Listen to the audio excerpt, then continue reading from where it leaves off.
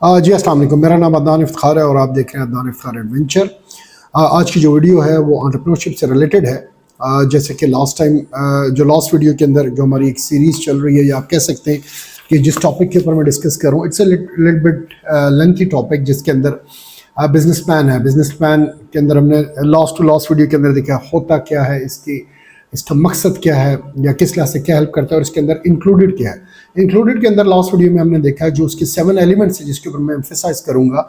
उसमें से last video के अंदर हमने एग्जीक्यूटिव समरी देखी थी। जो इसका सेकंड एलिमेंट है, that is a business description. कि बिजनेस डिस्क्रिप्शन क्या होती है। एग्जीक्यूटिव समरी, अगर उससे रिलेटेड क्वेश्चन तो आप पूछ सकते हैं, लेकिन एग्जीक्यूटिव समरी के अंदर हमने देखा कि ये समराइज फॉर्म है। अच्छा, एग्जीक्यूटिव समरी के अंदर लास्ट में एक चीज़ जो काफ़ी पॉइंट्स हमने देखे, ये लिखी कब जाती है, अक्सर क्वेश्चन ये आता है, ठीक है। हाउएवर इसका एक रफ ड्राफ्ट आप शुरू में लिख लेते हैं, लेकिन ये फाइनलाइज तब होती है जब आप बाकी सारे एलिमेंट्स लिख लेते हैं। कि विद इन द प्लानिंग बहुत सी ऐसी चीज़ें आती हैं जो कि जाके एग्जीक्यूटिव समरी में आपको दोबारा से चेंज करनी पड़ती है। हो सकता है आपकी इनिशियल कैपिटल रिक्वायरमेंट जो आपने एग्जीक्यूटिव समरी का थर्ड पॉइंट था, उसका लिंक मैं इस वीडियो की डिस्क्रिप्शन में दे दूंगा कि एग्जीक्यूटिव समरी के अंदर हमने कैपिटल रिक्वायरमेंट है। हो सकता है वो कैपिटल रिक्वायरमेंट आपकी चेंज हो जाए, और हो भी जाती है वाइल प्लानिंग, क्योंकि प्लानिंग मैंने आपको बताया बिजनेस प्लान ये एक एंड प्रोडक्ट नहीं है। बिजनेस प्लान एक प्रोसेस है और ये अपडेट होता है, ठीक है। बिजनेस प्लान ये नहीं है कि आपने एक ही दफ़ा बना लिया और उसके बाद इसको चेंज नहीं होगा। यस, इसके अंदर चेंजेस होती हैं, ठीक है, और ये वक्त के साथ साथ अपडेट होता है। तो विद इन द प्लानिंग आपके हो सकता है जब आप फर्दर जाएँ, उसको स्प्लिट डाउन करें, आप फाइनेंशियल सेक्शंस के अंदर जाएँ कि इनिशियल कैपिटल रिक्वायरमेंट है वो आपकी चेंज हो सकती है। तो एग्जीक्यूटिव समरी को फाइनलाइज में कहूँगा। यस, शुरू में लिख देते हैं, लेकिन फाइनलाइज और जो फाइनल फॉर्म है वो आप तभी देते हैं जब आपके बाकी सारे एलिमेंट्स आप जो है वो लिख लेते हैं, उसके अंदर उनको कंप्लीट कर लेते हैं, और वो सारी प्लानिंग आपकी और मार्केट रिसर्च आपकी सारी कंप्लीट हो जाती है, और आप एक फॉर्मल डॉक्यूमेंट बना लेते हैं। देन एग्जीक्यूटिव समरी को आप फाइनलाइज करते हैं। अच्छा, बिजनेस डिस्क्रिप्शन क्या है। एग्जीक्यूटिव समरी के अंदर हमने देखा जैसा कि आप इसकी समरी लिखते हैं, लेकिन बिजनेस डिस्क्रिप्शन के अंदर ऑथर कहता है टेल देम ऑल, इन्हें सब कुछ बता दें, और ज़ाहिर है थोड़ी सी ज़्यादा डिटेल के अंदर आप बता दें कि आपके बिजनेस की ओवरऑल डिस्क्रिप्शन क्या है। अच्छा, बिजनेस डिस्क्रिप्शन को भी मैंने कुछ फर्दर सब पार्ट्स के अंदर स्प्लिट किया है कि बिजनेस डिस्क्रिप्शन के अंदर क्या कुछ होना चाहिए। अगर बिजनेस डिस्क्रिप्शन की हम बात करें तो सबसे पहले जो है वो कहता है आप अपनी इंडस्ट्री के बारे में बताएं। अच्छा, इंडस्ट्री के बारे में जब बात आती है तो अक्सर ये क्वेश्चन आ जाता है कि भाई इंडस्ट्री होती क्या है। इंडस्ट्री की मैं ज़रा क्विक अगर डेफिनेशन बता दूं, जो ग्रुप ऑफ कंपनीज जो मिल के सेम या सिमिलर प्रोडक्ट बना रही होती हैं, that they combinedly make one industry. जैसे मैं आपको एग्जांपल दूं, ऑटोमोबाइल इंडस्ट्री। जब हम ऑटोमोबाइल इंडस्ट्री की बात करते हैं तो उसके अंदर वो सारी कंपनीज आती हैं जो गाड़ियां बनाती हैं, ठीक है। क्योंकि अच्छा, गाड़ियाँ बनाते हैं, उसमें कौन आएगा? Toyota, Honda, Hyundai, Nissan, MG, Morris Garages. ये सारी कंपनीज किसके अंदर आती हैं? ऑटोमोबाइल इंडस्ट्री के अंदर आती हैं। क्योंकि अक्सर जब इंडस्ट्री की बात करते हैं तो अक्सर क्वेश्चन जो बहुत से लोगों के जहन में जो आता है वो ये आता है कि इंडस्ट्री से मुराद जहाँ पे मैन्युफैक्चरिंग हो रही है, प्रोडक्शन हो रही है, जहाँ पे प्रोडक्ट बन रहे हैं, वहाँ की वो बात करते हैं कि that is known as an industry. तो इंडस्ट्री वो नहीं है, ग्रुप ऑफ कंपनीज मिल के जो है वो एक इंडस्ट्री बनाती है, जैसे ऑटोमोबाइल की मैंने एग्जांपल दिया। अच्छा, एक और क्वेश्चन आता है यहाँ पे जो टेक्निकल में एक चीज़ आता चलूँ, अगर ग्रुप ऑफ कंपनीज मिल के जो सेम एक सर्विस दे रही है उसको टेक्निकल जुबान के अंदर हम सेक्टर कहते हैं, ठीक है। अच्छा, जैसे टेलीकॉम सेक्टर की बात हम करते हैं, बैंकिंग सेक्टर की, टेलीकम्युनिकेशन कंपनीज भी क्या दे रही हैं? प्रोडक्ट नहीं दे रही है, सर्विस दे रही हैं, और बैंकिंग भी क्या कर रहा है? वो आपको मेनली सर्विस दे रहा है। अच्छा, ये एक अलग चीज़ है कि टेलीकॉम सेक्टर की टेलीकम्युनिकेशन वाली कंपनीज, जैसे कि हम कहें कि जी ब्रॉडबैंड मिल रहा है, तो ब्रॉडबैंड मेनली सर्विस है इंटरनेट की, लेकिन चलती वो प्रोडक्ट के साथ है। जैसे कि वो एक ब्रॉडबैंड का राउटर आपके घर के अंदर लगाते हैं, तो तब आपके पास नया टेल की या माइक्रोनेट ब्रॉडबैंड की जो है सर्विस आती है, या पीटीसीएल की आपके पास क्या आती है? सर्विस आती है। लेकिन वो सर्विस के साथ साथ दे क्या रहे हैं? प्रोडक्ट दे रहे हैं। अच्छा, तो ये दोबारा come back to that, industry और सेक्टर की बात करें तो यस, दैट्स द डिफरेंस। यहाँ पे सर्विस ओरिएंटेड कंपनीज हैं, सेम टाइप की सर्विस प्रोवाइड कर रही हैं, तो उसको हम सेक्टर कहते हैं। अच्छा, अब कुछ जगह पे इंटरचेंजेबली या यही चीज़ यूज़ की है कि सर्विस इंडस्ट्री का नाम भी यूज़ किया हुआ है। लेकिन जो टेक्निकल डिफरेंस है, इंडस्ट्री जब प्रोडक्ट की होगी तो हम उसका नाम यूज़ करेंगे इंडस्ट्री, और सर्विस के लिए हम उसको सेक्टर यूज़ करते हैं। एग्जांपल मैंने आपको भी बता दिया, टेलीकॉम सेक्टर, बैंकिंग सेक्टर। और प्रोडक्ट के लिए क्या, ऑटोमोबाइल इंडस्ट्री, क्योंकि वहाँ पे आप प्रोडक्ट बना रहे हैं। अच्छा, बात मैं कर रहा था, टॉपिक हमारा है बिजनेस डिस्क्रिप्शन का, और जिस बिजनेस डिस्क्रिप्शन के अंदर वो कहता है टेल देम एवरीथिंग, उनको बता दें, और यस और डिटेल के अंदर बता दें जो एग्जीक्यूटिव समरी के अंदर डिटेल आपने नहीं बताई है। अब उसमें सबसे पहले क्या आता है, इंडस्ट्री। जब इंडस्ट्री की बात करें तो वो कहते हैं कि आप करंट आउटलुक अपनी इंडस्ट्री की वो बयान करें, एक्सप्लेन करें, और उस इंडस्ट्री की फ्यूचर पॉसिबिलिटीज क्या है। लाइक एक एग्जांपल जो मेरे जहन में आ रही है वो रियल एस्टेट की आ रही है। Real estate is not very good at the moment, तो करंट क्या है, यस फ्यूचर में क्या हो सकता है, yes government is trying to do that, लेकिन उसमें कितनी हकीकत है, you have to investigate it. ऐसा नहीं है कि लोगों की सुनी सुनाई, you have to go and do research कि फ्यूचर पॉसिबिलिटी क्या है रियल एस्टेट की पाकिस्तान के अंदर। 2025 की मैं आज बात कर रहा हूँ, तो 2025 में करंट क्या है, इट्स नॉट गुड। तो जो भी आप जिसके अंदर हैं, जो भी प्रोडक्ट या सर्विसेज आप लॉन्च करने जा रहे हैं, बिजनेस डिस्क्रिप्शन के अंदर आप उस इंडस्ट्री की करंट आउटलुक और उसकी फ्यूचर पॉसिबिलिटी को उस इंडस्ट्री के अंदर जिक्र करते हैं। जो सेकंड है that is a business structure. ये वो आता है जो बिजनेस कॉन्सेप्ट की फर्दर में कहता हूँ कि डिस्क्रिप्शन है, ठीक है। अब उसमें इंडस्ट्री तो आपने जिक्र नहीं किया एग्जीक्यूटिव समरी के अंदर, लेकिन यस आपने अपने बिजनेस कॉन्सेप्ट को क्लियरली बताया। यहाँ पे आपने उसकी फर्दर और डिटेल बतानी है। अब बिजनेस स्ट्रक्चर की जब हम बात करते हैं तो जैसा मैंने बताया कि आपका बिजनेस होलसेल है या आप रिटेल कर रहे हैं, आप प्रोडक्ट ओरिएंटेड हैं या फिर आप सर्विस ओरिएंटेड हैं, आप मैन्युफैक्चरिंग ओरिएंटेड हैं या आप फिनिश गुड को सेल करें, तो ये सारी चीज़ आपके स्ट्रक्चर के अंदर आता है। जहाँ मैं कह सकता हूँ कि आपके स्ट्रक्चर के अंदर नेचर ऑफ बिजनेस या टाइप्स ऑफ ऑपरेशन आप स्ट्रक्चर के अंदर बताते हैं। ठीक हो गया।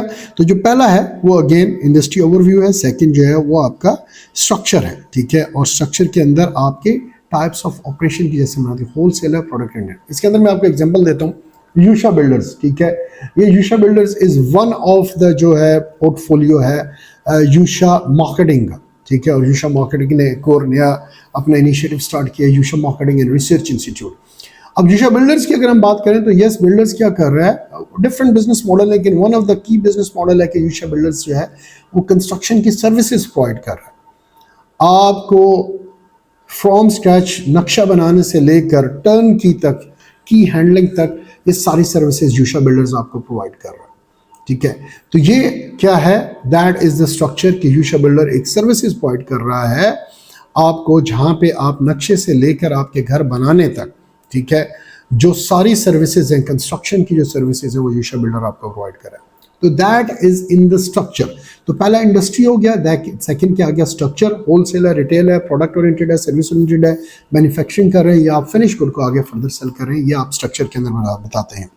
जो थर्ड है वो बिजनेस डिस्क्रिप्शन के अंदर लीगल फॉर्म जरूरी है। हमने बिजनेस कॉन्सेप्ट के अंदर current business position and major achievement के अंदर हमने इसको जिक्र किया था। यहाँ पे आप डिटेल के अंदर बता दें आपके कितने पार्टनर्स हैं, हर पार्टनर का इक्वल शेयर कितना है, ठीक है। और अगर आप ये इन्वेस्टमेंट सीकिंग के लिए कर रहे हैं तो अगर आप कह सकते हैं 20 लाख 3 पार्टनर से किया, 60 लाख आप अपनी पर्सनल मनी को जो है इन्वेस्ट कर चुके हैं, आप ब्रेक इवन मीट कर चुके हैं, आप लास्ट मंथ का प्रॉफिट प्रोजेक्शंस आपने बता दी, and now you are want to inject some more money ताकि आपके बिजनेस फर्दर ग्रोथ कर सके। तो अब इसके अंदर आपने फर्दर डिटेल के अंदर बताना है कि आपकी नेचर ऑफ बिजनेस क्या है, नंबर ऑफ पार्टनर्स कौन से हैं, हर एक की इन्वेस्टमेंट क्या है, और फिर देन उसके अंदर आपकी अपनी स्पेशलिटीज़ क्या है और हर एक की स्किल्स क्या है जो आप उसके अंदर उसको यूज़ कर रहे हैं, ये आपकी इसके अंदर आती है। लेकिन लीगल फॉर्म के अंदर आपने बताना है either is a sole proprietor, either it is a partnership, partner है तो पार्टनरशिप के अंदर इक्वल इन्वेस्टमेंट्स कितनी हैं आपकी, और या फिर आपकी प्राइवेट लिमिटेड कंपनी है, what ever is the legal form आप इसके अंदर डिटेल डिस्क्रिप्शन बताते हैं बिजनेस डिस्क्रिप्शन के अंदर। थर्ड जो है इसके अंदर टारगेट कस्टमर क्या है और आप इसकी डिस्ट्रीब्यूशन कैसे करेंगे अपने प्रोडक्ट की, तो ये वो सेगमेंटेशन आता है। इसके ऊपर मैं बहुत ऑलरेडी कई वीडियोस हैं जिसके अंदर मैं हमने इस चीज़ को देखा है कि टारगेट मार्केट क्या है, सेगमेंटेशन क्या होती है, टारगेट मार्केट क्या होती है और पोजीशनिंग क्या होती है। Positioning is one of the key important thing जो मैं हमेशा एम्फेसाइज करता हूँ कि आपने अपने बिजनेस की यूनिक पोजीशनिंग कायम करनी है। अगर आप एलीट क्लास का ब्रांड है तो प्लीज़ एलीट क्लास भी रहें और उसको बेटर पोजीशन करें एलीट क्लास के लिहाज से। अगर वो आपका एलीट क्लास का नहीं है, मिडिल एंड लोअर क्लास के लिए है, तो आप अपने प्रोडक्ट को बेटर पोजीशन करें इसके अंदर मैं अक्सर एप्पल की एग्जांपल देता हूँ। स्टीव जॉब का बहुत पुराना एक इंटरव्यू था, उसके अंदर उसने होस्ट ने पूछा कि आपके प्रोडक्ट बड़े एक्सपेंसिव होते हैं। स्टीव जॉब का सिंपल आंसर था, वी डोंट सेल जंक, हम कूड़ कबाड़ नहीं बेचते, हम एक इलीट क्लास का क्वालिटी वाला प्रोडक्ट बेचते हैं। दैट्स वेरी सिंपल कि वी डोंट सेल जंक। और ये इलीट क्लास का ब्रांड है और उसी लिहाज से इलीट क्लास को इसने एप्पल ने पोजीशन किया हुआ है। इस तरह अगर हम चेन1 के बारे में बात करें तो yes it's elite class brand. J dot ने upper class and elite class को टारगेट, चेन1 ने भी upper middle class and elite class को टारगेट किया हुआ है। तो ये वो सारी ऐसी चीज़ें कि आपने देखना आपकी टारगेट मार्केट कौन सी है, आपने कैसे अपने प्रोडक्ट का पोजीशन करना है। माइकल पोर्टर का मैंने पहले बताया कि माइकल पोर्टर कहता है when you lose your positioning you lose your business. जब आपने यूनिक पोजीशनिंग अपनी लूज कर दी, आप अपने बिजनेस को लूज कर देंगे। ठीक है, और ये वो एक ऐसी चीज़ है जो कंपैटिटर कैन इमिटेट एवरीथिंग, हर चीज़ आपकी कॉपी कर सकता है लेकिन आपकी यूनिक पोजीशनिंग को कॉपी नहीं कर सकता। एप्पल की जो यूनिक पोजीशनिंग है उसको सैमसंग कॉपी नहीं कर सकता, जो सैमसंग की यूनिक पोजीशनिंग है उसको एप्पल कॉपी नहीं कर सकता। इसी तरह पोजीशनिंग की अगर हम बात करें, जो आगे इसी के अंदर टॉपिक के अंदर आ गया, खैर ये ऑलरेडी भी मैं डिस्कस कर चुका हूँ। देखिए लीवाइस ने अपने आप को कैजुअल वेयर के लिहाज से जो है वो पोजीशन किया। पाकिस्तान के लोकल ब्रांड की अगर हम आउटफिटर की बात करें तो आउटफिटर ने कैजुअल ड्रेस के लिहाज से अपने आप को पोजीशन किया हुआ है। क्या आउटफिटर नहीं चाहता वो फॉर्मल को टारगेट करे? कर सकता है, चाहता है, चाहेगा भी, लेकिन क्या वो अपनी पोजीशनिंग लूज कर देगा। ये लोग कहेंगे यार ये तो स्पेशलाइज नहीं है फॉर्मल के अंदर, ये तो कैजुअल देते थे। तो आउटफिटर ने अपनी पोजीशनिंग कैजुअल ड्रेस के लिहाज से की हुई है। अब शर्ट एंड टाई पे आ जाए तो शर्ट एंड टाई ने अपनी पोजीशनिंग फॉर्मल ड्रेस के लिहाज से की हुई है। तो अपनी पोजीशनिंग आपने मेंटेन करनी है। बिजनेस डिस्क्रिप्शन के अंदर आपने टारगेट मार्केट कौन सी है, सेगमेंट कौन सा है और आपकी यूनिक पोजीशनिंग क्या है, ये डिस्क्रिप्शन के अंदर आपने बतानी है। तो इंडस्ट्री हो गया, स्ट्रक्चर हो गया, लीगल फॉर्म हो गया और यूनिक पोजीशनिंग है जो आपने उस लिहाज से अपने आप को जो है वो बतानी है। अच्छा, प्रोडक्ट एंड सर्विस डिस्क्रिप्शन, अब उसकी डिटेल डिस्क्रिप्शन बता दें। आपके प्रोडक्ट के फीचर्स क्या हैं, प्रोडक्ट की प्राइस क्या है, प्रोडक्ट की आफ्टर सेल सर्विसेज क्या है, गारंटी वारंटीज क्या है, ये सारी चीज़ें या whatever services you are providing उसके बारे में आपने डिटेल डिस्क्रिप्शन बतानी है। और इसी के अंदर जब डिस्क्रिप्शन बता रहे हैं तो फिर श्योरली लास्ट जो चीज़ आती है उसके अंदर how you are holding a competitive advantage. आपको कंपैटिटिव एडवांटेज क्या है। अगेन बिजनेस डिस्क्रिप्शन के अंदर फर्दर सब कॉन्सेप्ट्स भी आते हैं। बहुत से लोगों को कंपैटिटिव एडवांटेज का नहीं पता होता, लेकिन वर्ड से ज़ाहिर है जो वर्ड कंपैटिटिव एडवांटेज है, पहले आप एडवांटेज को ले लें। एडवांटेज मतलब फ़ायदा, कंपैटिटिव कंपैटिटर के अगेंस्ट, दुश्मनी, राइवलरी। तो आपको अपने कंपैटिटर, आपके दुश्मन के अगेंस्ट या उसके ऊपर क्या एडवांटेज है, क्या फ़ायदा है, that is known as a competitive advantage. तो बिजनेस डिस्क्रिप्शन के अंदर लास्टली आप लिखें, आप second lastly I would say, क्योंकि लास्ट में आता है आप प्रॉफिट कैसे कमाएंगे। तो जब यहाँ पे आपने यूनिक पोजीशनिंग कर ली, ठीक है, आपके अपने प्रोडक्ट और सर्विस की डिस्क्रिप्शन दे दी, no tell them that how you are holding a competitive advantage. आपको अपने कंपैटिटर के ऊपर क्या एडवांटेज है। अच्छा, वो एक भी हो सकते हैं, एक से ज़्यादा भी हो सकते हैं। What ever advantage you have just right it down. ये बिजनेस कॉन्सेप्ट के अंदर भी हमने लिखा था और मैंने बताया था वहाँ पे कि why you are holding a competitive advantage. अच्छा, कंपैटिटिव एडवांटेज क्या हो सकते हैं।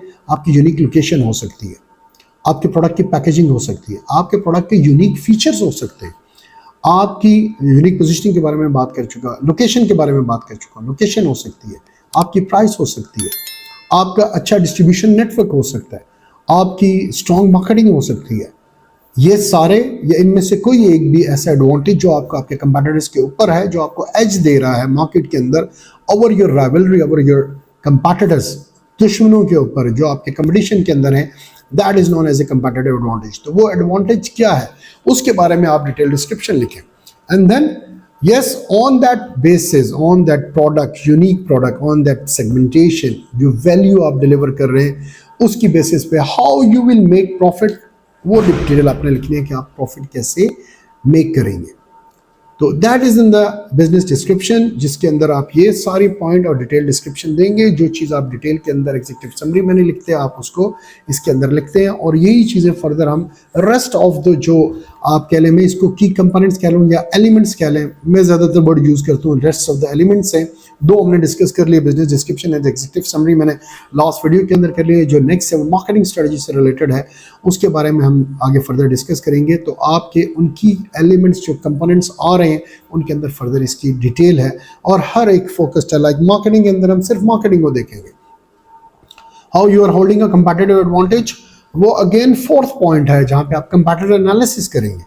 ठीक है, तो आज की वीडियो के लिए इतना ही है। That's all about the business description. Business description के अंदर आप ये सारी चीज़ें देखेंगे, आप इंडस्ट्री देखते हैं, आप अपने स्ट्रक्चर को देखते हैं, ठीक है, बिजनेस स्ट्रक्चर, लीगल फॉर्म को देखते हैं, टारगेट मार्केट जिसके अंदर हमने पोजीशनिंग को भी मैंने डिस्कस किया, देन प्रोडक्ट एंड सर्विस क्या आप दे रहे हैं, कंपेटिटिव एडवांटेज आप कैसे करेंगे, and how the business will make money, कैसे किस बेसिस के ऊपर आप पैसे कमाएंगे, ये सारे मैंने आपको बता दिया है कि क्या क्या ऐसे बेसिस हैं। वही जो कंपेटिटिव एडवांटेज आपको है उसी बेसिस के ऊपर आपकी जो है वो पैसे भी आपने अर्न करने, and the value you are giving, value proposition क्या है आपकी, उस बेसिस पे आप पैसे कमाएंगे।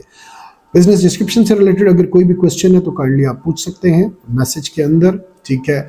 और श्योरली मेरे चैनल को जिन लोगों ने सब्सक्राइब नहीं किया, मैं चाहूँगा कि वह सब्सक्राइब करें, लाइक करें, शेयर करें और बेल के आइकन को प्रेस करें ताकि आपको एंटरप्रेन्योरशिप से और अदर इंफॉर्मेटिव वीडियोस मिलते रहें। अदनान इफ्तिखार एडवेंचर देखने का बहुत बहुत शुक्रिया। अल्लाह हाफिज़।